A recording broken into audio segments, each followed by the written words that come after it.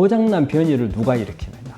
세포 안에 있는 산화물들이 그런 변이를 일으켜요. 그럼 이 산화물들을 빨리빨리 청소를 해줘야 돼요.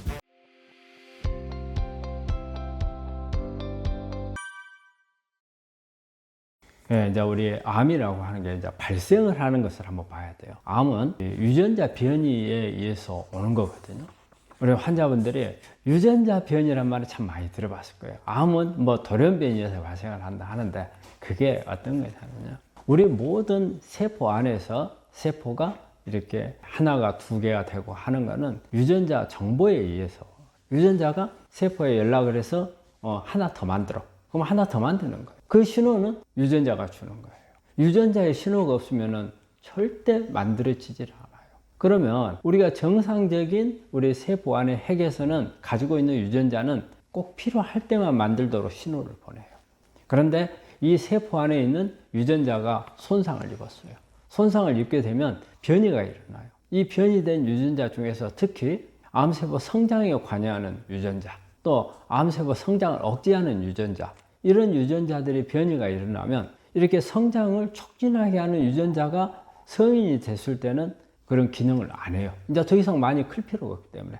그런데 변이가 일어나서 이런 유전자가 활동을 하게 돼버리면 계속 신호를 보내요. 막 빨리 만들어 하고 신호를 보내죠. 그리고 또 억제하는 유전자가 있는데 이 억제하는 유전자가 기능을 잘하면 아무리 만들려고 해도 이제 필요 없으니까 만들지 마. 이 신호를 보내거든요. 그런데 여기에 변이가 왔어요. 그럼 억제를 못해요. 또 이렇게 암세포라든지 이게 손상된 세포가 만들어지면 우리 몸에서는 자살 프로그램이라는 게 있어요.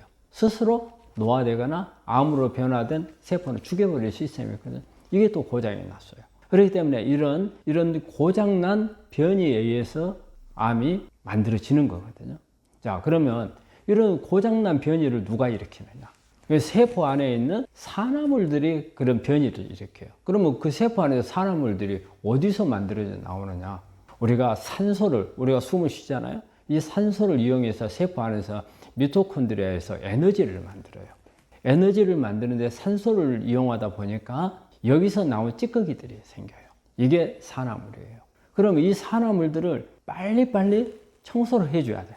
그래서 이 산화물들이 사고를 치지 못하도록 이 산화물이 세포막도 손상을 주고 미토콘드리아막도 손상을 주고 그 다음에 핵에 있는 유전자도 손상을 주고 그러다 암으로 가는 거예요. 그래서 이런 부분들을 빨리 청소해내서 끄집어내 주어서 이게 세포가 정상적이고 미토콘드리아도 기능도 잘할 수 있도록 하면 암에 안 걸리죠. 그런데 이런 청소들이 안 된다면 암으로 넘어가는 거죠. 그래서 우리가 그 암 치료하는 데 있어서 해독, 이게 중요하다는 이유가 바로 여기서 나오는 겁니다.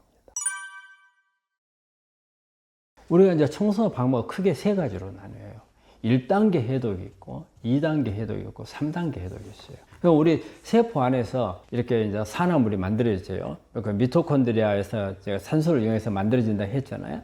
그래서 이 산화물이 만들어지면 이게 사고를 치잖아요. 그래서 우리가 1단계 해독에 뭐 비타민C, 특히 비타민C가 그 역할을 많이 해요. 그래서 일단 이게 쉽게 설명을 하자면 그 산화물 창이라고 한번 설명을 해볼게요. 아니면 뭐 칼이라든가. 그러면 계속 뭐 찌르고 다닐 수 있잖아요. 그러면 1단계 해독이라는 것은 못 찌르도록 꺾어놔요. 날카로운 부분을 꺾어놓는단 말이에요. 꺾어놓으면 못 찌르잖아요. 그래서 그게 1단계 해독이에요. 그럼 2단계 해독은 1단계에서 꺾어놓은 놈이 시간이 지나면 다시 펴져요. 그래서 또 찌르고 다닐 수가 있거든요. 그러니까 2단계 해독은 얼른 그 사고를 못 치게 따로 격리를 시키는 이 차 안이라든지 창고에다 집어넣는 역할을 해요. 2단계 해독은. 그 다음에 이제 3단계 해독은 여러분을 그대로 둘 수는 없잖아요. 그러니까 이게 간을 통해서 신장을 통해서 대변이나 소변으로 빠져나가게끔 하는 이게 해독의 가장 기본적인 개념이거든요. 그래서 보통 이제 1단계, 2단계, 3단계가 원활하게 잘 이루어져야 우리가 해독이 잘 될 수가 있는 거예요. 우리가 이제 해독하는 기관들을 보면 이제 제일 번으로 생각할 수 있는 게 간이에요. 간에서 우리가 먹는 음식, 그 다음에 어떤 먹는 약이라든지, 그리고 우리가 호흡을 통해서 어떤 좋지 않은 물질들 들어오는 거, 이런 모든 것을 일단 가장 많이 해독에 관여하는 부분이 간이에요. 그래서 이제 간 해독이 중요하고요. 그리고 이제 또 이제 그런 해독 역할을 하는 게 콩팥이 해독 역할을 하죠. 그래서 대개 간은 지용성 물질을 해독하는 데 많이 관여를 하고, 콩팥은 수용성 물질을 해독하는 데 많이 관여를 해요. 그리고 또 이제 관여를 하는 게 장이죠. 그래서 우리가 장해독이란 말을 쓰거든요. 특히 우리 환자분들 뭐 커피 관장 이야기도 많이 들어보셨을 거고, 장해독 이야기 많이 하셨을 거예요. 여기에 뭐 유산균이 관여를 하고 뭐 이런 부분들에 관해서 제품도 많이 나와 있고, 이것만 전문으로 해주는 것도 있잖아요. 그래서 장해독이 상당히 중요해요. 장해독은 특히 면역하고 관련이 있고, 그리고 예전에는 크게 몰랐지만 장 안에 있는 미생물들이 우리 건강에 아주 관여를 많이 하고, 그래서 암을 유발하기도 하고 또 암을 억제하기도 하고, 그렇기 때문에 장 해독이 중요하고요. 그리고 또 하나는 우리 피부가, 우리 노폐물을 꺼내는 기관 중에 하나가 피부예요. 그래서 우리 그 노폐물 땀 많이 흘리면 냄새 많이 나잖아요. 이게 노폐물을 끌고 나오기 때문에 그래요. 그리고 또 이제 호흡을 통해서 우리 폐도 마찬가지로 해독기관이에요.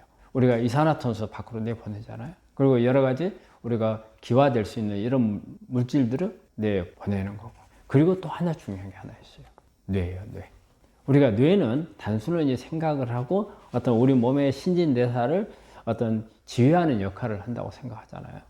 근데 우리가 사실 우리 몸에 찌든 것 중에 하나가 스트레스거든요. 우리 스트레스에 찌들다 보면 나중에 번아웃 되고 이렇잖아요. 그런데 이런 부분들 풀 수 있는 건 뭐예요? 머리예요. 머릿속에 있는 스트레스 쌓여있는 부분들. 그렇기 때문에 저는 우리가 단순히 물질적인 해독 개념에다가 이런 정신적인, 심리적인 해독도 꼭 필요하다. 그래서 뇌도 하나의 해독기관이다. 그렇게 봅니다. 우리 해독을 그냥 안에 있는 거 무조건 끄집어내주면 좋다 이리 생각을 하잖아요. 그 다음에 장도 무조건 비워주면 좋다 그러는데, 해독할 때 제일 주의점은 이거예요. 균형이 중요하다.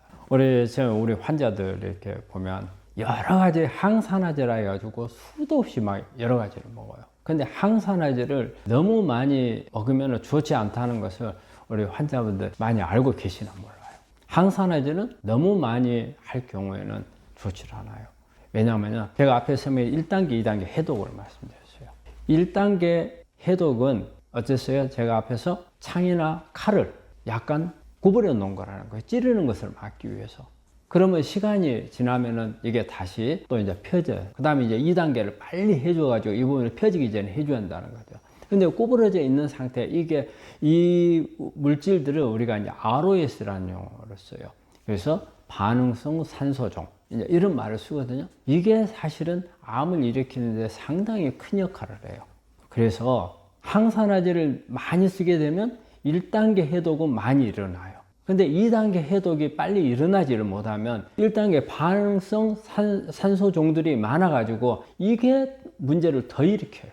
그래서 이게 균형이 맞아야 돼요. 1단계가 10개 일어났다. 그러면 2단계도 10개 일어나야 이게 맞거든요. 근데 1단계에서 10개가 일어났는데 2단계에서 5개밖에 안 일어났다. 그럼 이 5개는 사고로 쳐요. 남아있는 사고로. 그렇기 때문에 그런 균형이 아주 중요하고요. 또 하나는 항산화제를 너무 써버리면 사실은 우리 몸 안에서 이게 산화물이 상당히 필요합니다. 산화물을 우리가 세포 안에서 미토콘드리아에서 에너지를 만들고 산화물이 나오는데, 산화물을 우리가 무조건 나쁜 개념으로만 생각을 하거든요. 그런데 아주 조그마한 산화물들은 우리가 생리적인 신호 전달하는 데 관여를 해요. 그리고 특히 면역세포 안에서는 이 산화물들이 여러 가지 바이러스도 죽이고 암세포도 죽이고 세균도 죽이고 하는 데 쓰는 면역세포가 가지고 있는 무기들이에요. 그런데 너무 항산화제를 써버리면 무기도 없어져요. 오히려 면역이 떨어질 수 있다는 거거든요. 그래서 항산화제를 너무 과하게 쓰면 이런 여러 가지 좋지 않은 문제들이 생기기 때문에 덜하게 써야 되는 게 중요하고요.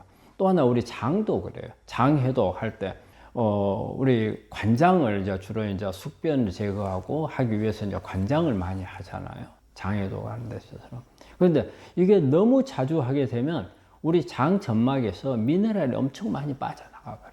그럼 미네랄이 부족해져요. 사실 우리 몸의 생리 반응에서 미네랄이 아주 중요해요. 우리 몸을 산성화를 막는 데도 중요하고 생리적인 기능을 하는 데도 중요하단 말이에요. 이런 중요한 미네랄들이 많이 빠져가게 되면 결과적으로는 암을 더 악화시킬 수 있는 부분, 암이 또 발생하는 데 영향을 줄 수도 있는 그런 부분들이 되거든요. 그래서 우리가 관장을 해서 장 해독하는 것도 너무 무리하게 해서는 되지 않는 거거든요. 적절하게 필요한 만큼, 그리고 너무 잦은 관장을 하다 보면 우리 장 안에 있는 미생물들이 살 방법이 없어요. 좋은 미생물이 있어가지고 우리가 먹는 음식을 이게 발효를 시켜서 안에서 미생물들이 우리 몸에 좋은 물질들을 만들어줘야 되거든요. 그런 기능 자체가 없어져 버려요. 그래서 이렇게 너무 과한 해독은 오히려 독이 될 수 있다는 걸 말씀드립니다.